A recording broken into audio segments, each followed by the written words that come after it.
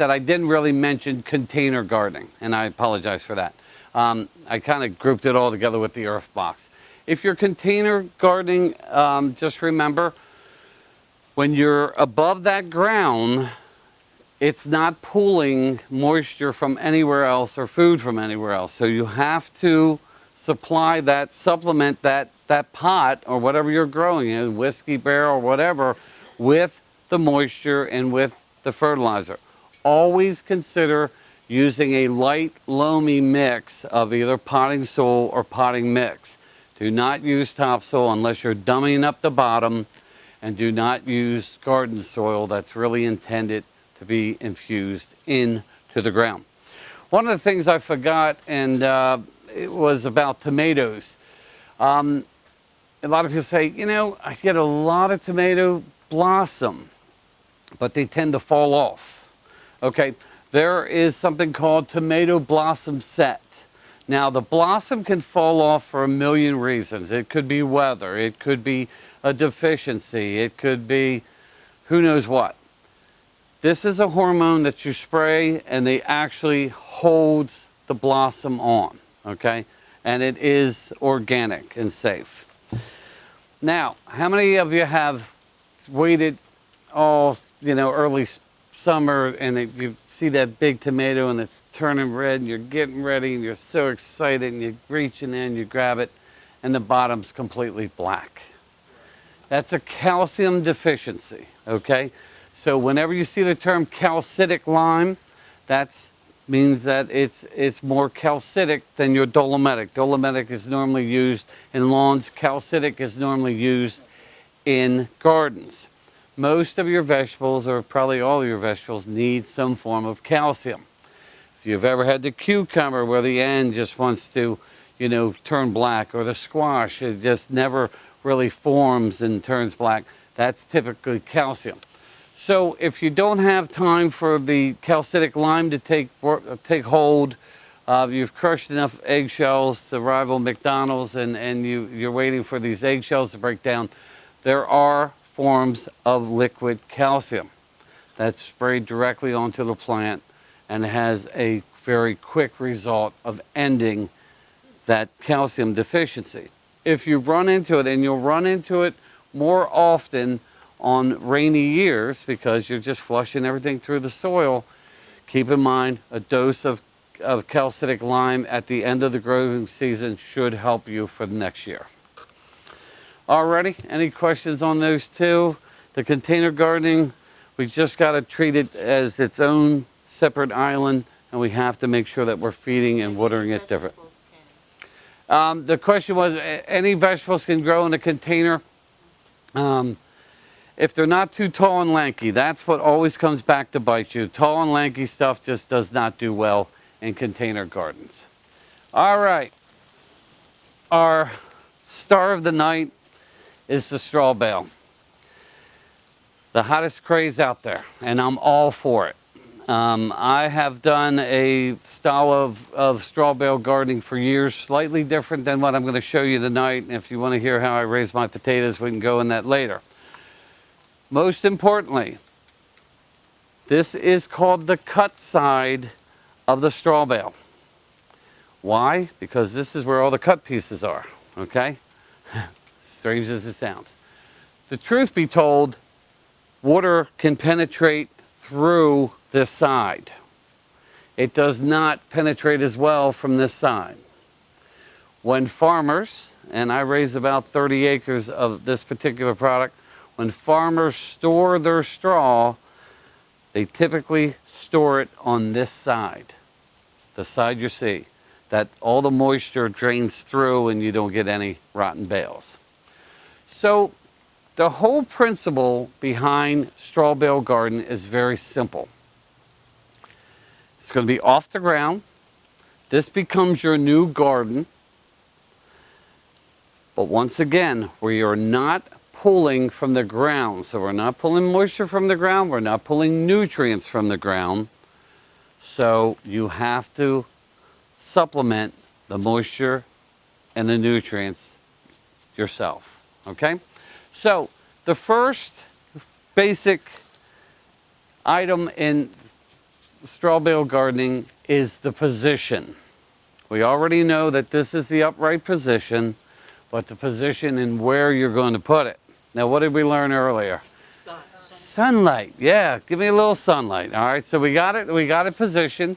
Now, you can go online, you can see these really nice skateboards that they put them on so you move around if you want. You can build this device, and build me one if you like, that sits on your deck. There's all kinds of contraptions, okay? But we're strictly talking about placing this somewhere and keeping it. The beauty of it is that they can be extended in a row. They can be made into a box. You can make any formulation you want as long as you can get between the bales. It stays in this position. If you think you are in a windy area, you can actually drive stakes down through it and stake it down. The whole concept is to prepare this bale for planting. So what happens basically in the first 10 days or so is that you soak this bale with water. You get this bale as wet as you can. All right. Now, if you go online, there will be difference of opinions all day long on this. It's amazing. It's amazing from what we were taught years ago to where we are now. Get it wet. You can start adding in some fertilizer of your choice, typically after about 10 days or so. So the first 10 days I'm only making. The first, well, that's where you're going to see the difference. Typically, the first 3 days are just total saturation, okay? Then after 3 days, then you can start to add whatever you please. And that is something we were never taught. You'll go online, you'll say, this guy says use a high nitrogen lawn fertilizer. We were always told not to, but evidently things have changed. So once again, that up, down, and all around, you need that first number to be large, okay? You need it to be fast release. You do not want slow release. You're trying to cook this bale down to becoming, I shouldn't use the term an oven, but you know, this has to be a playpen for your vegetables, okay? So, first 3 days, we saturate it. That's why you got to get it in position, because you're not going to be able to move it ever again till you're done. All right, and then at that point in time, you can start applying your high, fast release, high nitrogen fertilizer. So, back to the table, the dried blood, not the fastest to react, but organic. The Miracle Grow, not everybody's favorite, but fast reacting. And remember the old urea.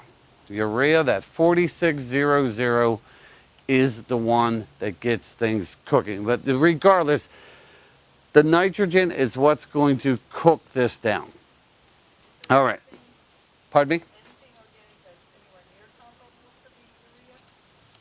Is there something? Anything organic anywhere near comparable to the urea? The dried blood as a whole is about as close as you're going to get. Now, that's a very good point. The question was, is there anything organic as close to urea?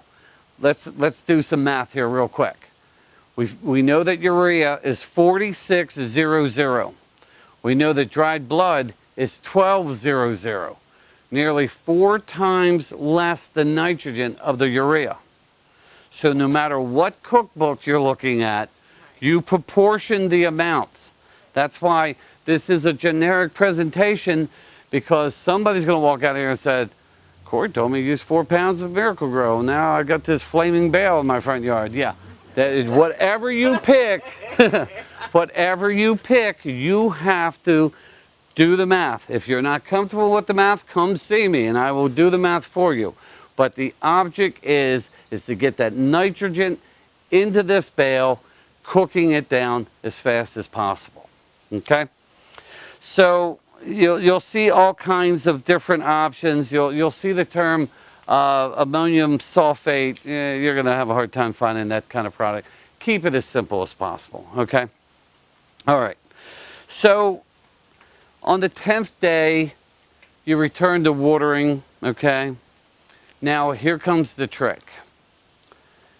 Either you buy a soil thermometer, which come rather long, or you can use your own meat thermometer if you like. What are we looking for? What are we looking for inside this bale? Huh? We're looking for temperature to match our outside temperature. Why? Because the cooking process is over. You put your finger or that tender plant into that hot bale, you'll know why you're waiting for it to cool down, okay?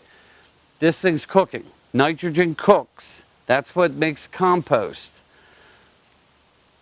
Products like this in a barn that are too wet, corn in a barn too wet, can self combust. All right, that's what it's all about. So we got it cooking. We're comfortable with our quantities that we've applied. Whether we use a meat thermometer or a soil thermometer, and I swear I wasn't going to tell you meat thermometer, but anyway, we test it. It's 62 degrees outside. It's 62 or less in this bale. The cooking process is over. Okay? So, question. Yes. So after you're done putting your nitrogen and all that stuff, Right. you wait 3 days and water it after Yeah, that? you water it. Yeah, you're trying to get everybody. Yeah, to calm down. Yeah, that water is just sending it through the bale, making sure Cool. the home fires are no longer Okay, burning. so you need 3 days of cool down. Right. Exactly. Gotcha. That's exactly 10 the days case. hot, 3 days cold. Exactly. Now, if you're looking at the sheet, you're looking at a slightly different sheet than I am. But anyway, this bale can get up to 120 degrees, okay? 140 has a tendency to be sterile, but it can get to 120. So don't be surprised. I was teasing about the combustibility, but that happens in buildings. I don't think it's going to happen in your backyard. Yes, ma'am. No, I was gonna say, if you check it and it is higher, you just continue to water it? Right, exactly. So the question is, if you check the bale after these particular days, and a lot of different factors can come into play. Did it rain? Has it been cold? Has it been hot? Did I get a little heavy-handed with the nitrogen? Right. You want to check that bale, and you want to make sure it's no longer cooking. Okay? But now, this thing has become your garden. This thing has become your soil, and it's fertile, and it's ready. Yes, ma'am. Is it possible for it to become ready without the temperature having gone up that high? Absolutely not. No. I doubt it. I mean, unless you really underestimated the math, you know, the principle behind this is that we've made this completely fertile. See, you shouldn't have weeds in here. You're going to get some green grass growing, which once you cut should just die. It's the seeds that are in here. They're not supposed to be in there, but you can't get them all out. Okay, so the answer is you want it to cook down and be prepared. Yes, ma'am. The inside is basically compost. That's correct. For composting, you want oxygen. And oxygen is getting in there because the straw is packed lightly enough. Right. Well, we came in last week, bought some bales here, went home, and I built some crates to put it in, so because I heard that they tend to fall apart over the course of the season. And a couple of them I had to squeeze in my crates pretty tightly. Would I physically be able to pack it tightly enough that it's not going to get enough oxygen to compost properly? So the question is, she's packing her bales into crates because she's afraid that they're going to biodegrade and fall apart. The answer is, I doubt that you're going to have that problem. I really doubt. When you buy your straw, no matter where you buy it, you would like to see a nylon rope, which is not going to biodegrade. The old binder's twine will rot along with it. You're going to have a hard time finding the bales wrapped with that anymore. Most of them will come in with the poly rope on them. But to answer your question, I don't think you're going to have that problem.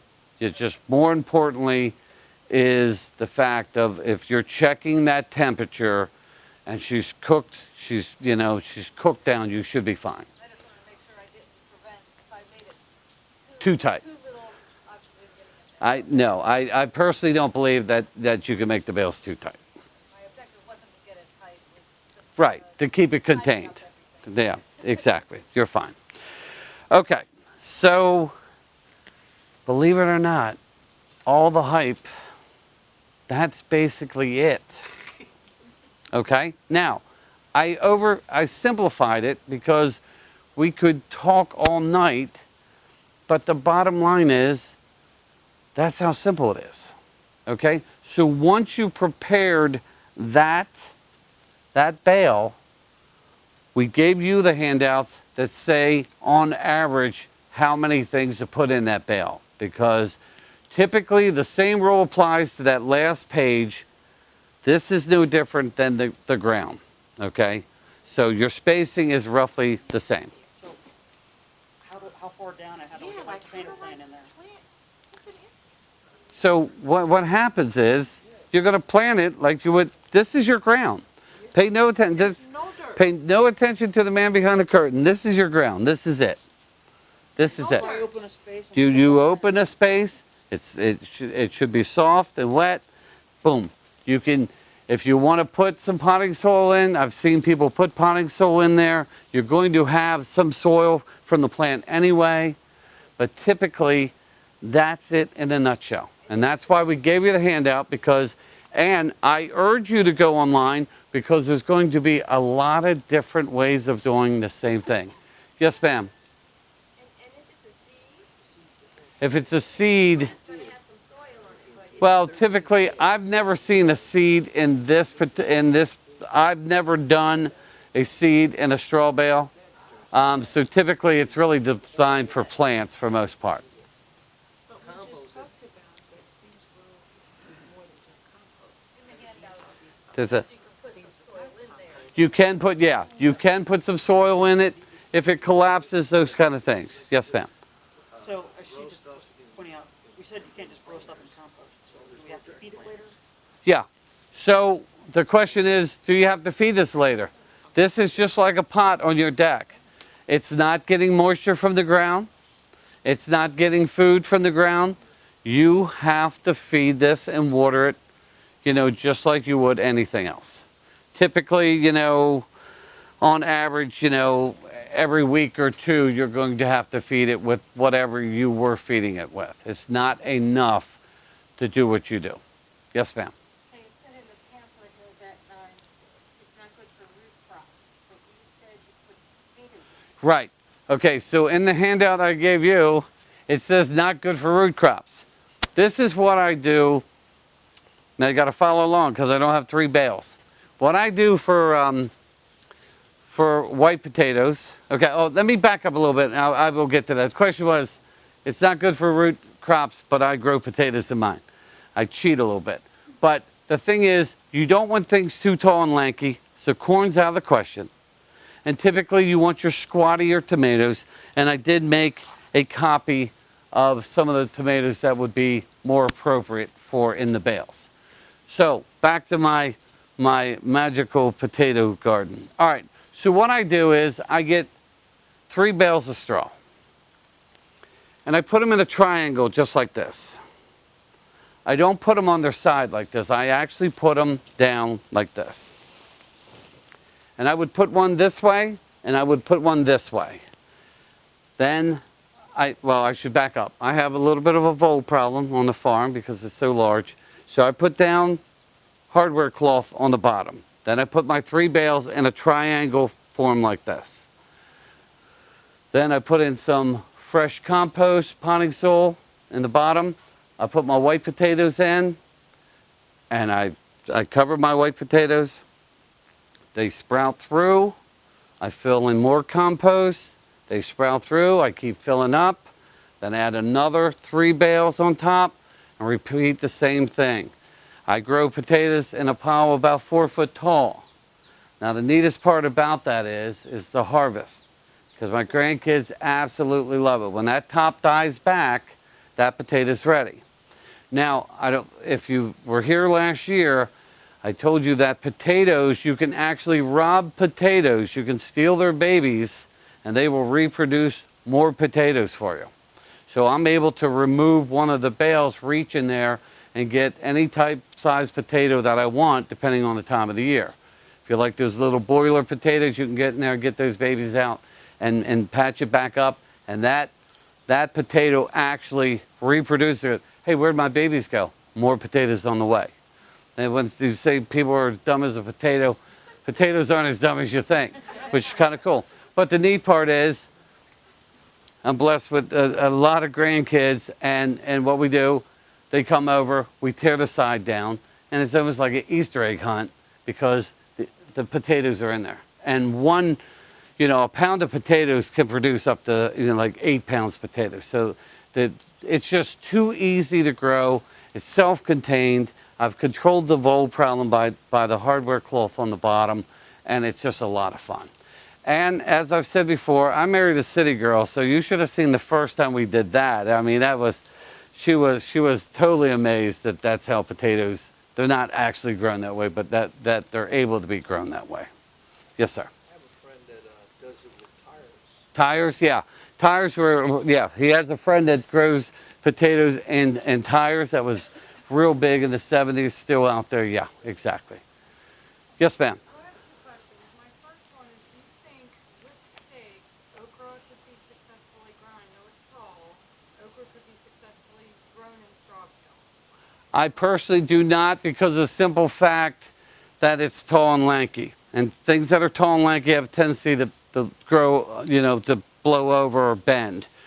I think you could do it if you wanted to stake them, but it depends on how much okra you eat. You need a decent amount of okra. Yeah. The question was, can okra be grown in a straw bale garden? I really think anything could be done. I was shocked tonight. A customer said, I want to put my strawberries in there. And I said, strawberries are perennial. You can't put them in there, okay? That, you want strawberries to continue with the runners and thicken and grow and mass produce. This is not for perennial products. It's not for horseradish and strawberries. The beauty of it is that when the job is done, this bale is a wonderful form of compost. So if you do have two things, if you have an area that, in your lawn that you can never get anything to grow, that's because you didn't come to see me, but you can take this bale and put it out there, and over time, that bale will do you a world of good because it's chocked with energy and it's going to hold moisture, it's going to break down. Number two, you can, if you still go old school, you're not fully sold on the straw bale, then you can put it right over top of your garden. It will break down and be a wonderful form of conditioner for the garden. Yes, ma'am. Second question. So back to temperature. During the prep process of the bale, is there a certain temperature you have to achieve over those 10 days? Should you take the temperature to see if you're achieving it? Well, I think in all honesty, the question is there a particular bottom line to the temperature that you should achieve? Well, I would think that answer would be 100 degrees or more, okay? I'm very sure that, let's just say it's 60 degrees outside and you only get it to 80, it's still cooking down hotter. It's just going to take you longer. But you want it, I would think that, you want it to cook down. I would think that answer would be 100 degrees.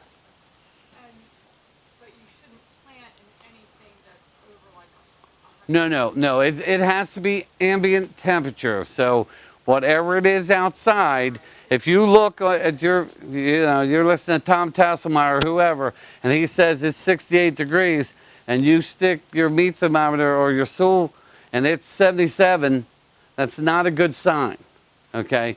You want that to be equal. You want it to be the same. So Yes, sir. Over the 10-day period that you're fertilizing, you put a little fertilizer on it every day and then water it down? Yeah, typically, depending on what method, the first 3 days are all water, Right. then it's food. typically in that 10-day span, first day is 3 days of solid water. Then the first couple is a little bit of, if you're using liquid food, a little bit there. Then you step it up depending on what you plan on using and trying to get that last, solid week or so, or 5 to 7 days of cooking down. Now, that's a good point.